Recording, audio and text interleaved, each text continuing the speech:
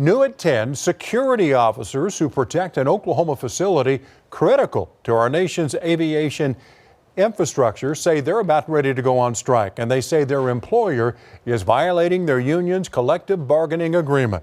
News 4's Spencer Humphrey is here with why this goes beyond the typical union-employer tension. What's going on here, Spencer? Well, yeah, Kevin, a lot of times when you hear union leaders airing grievances publicly, it's because they're in the middle of negotiating a new agreement with their employer. But that's not the case here. No, here they already have an agreement in place that federal courts have ruled their employer violated. And now they say their employer is even ignoring those court rulings.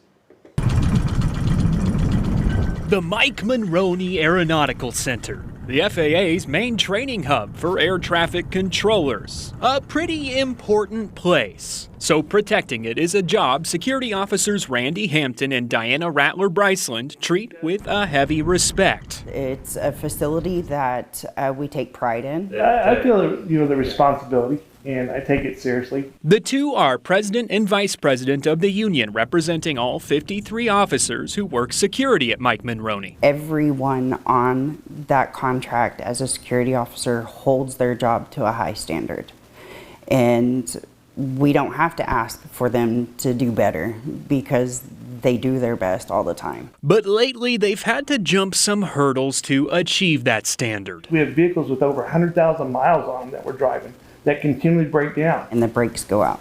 We've had employees in these trucks in sub-zero temps without sub-zero gear being provided to them, without heaters. They say the problems are all tied to the company the federal government contracted to employ all the officers and run the facility's security operations. That company is Texas-based DFW Security. In 2022, DFW Security signed a collective bargaining agreement, or CBA, with the Security Officers Union. Among many things, DFW promised to pay officers certain overtime amounts, give them yearly raises, and even pay them on snow days when the facility is closed. Empty promises, as these two would say. You could pick over half of the CBA to look at and they would be violating it. Since 2022, there's an approximately $150,000 in underpayments to the employees. They documented it all, filing dozens of these payroll discrepancy forms with DFW. But nothing changed, so they took things to federal court. A judge sided with the union, finding DFW underpaid the officers and violated the Fair Labor Standards Act. Last year, an arbitrator ordered DFW to pay the officers back for all those unpaid snow days. And that award is in amount of over $45,000. Despite that court ruling,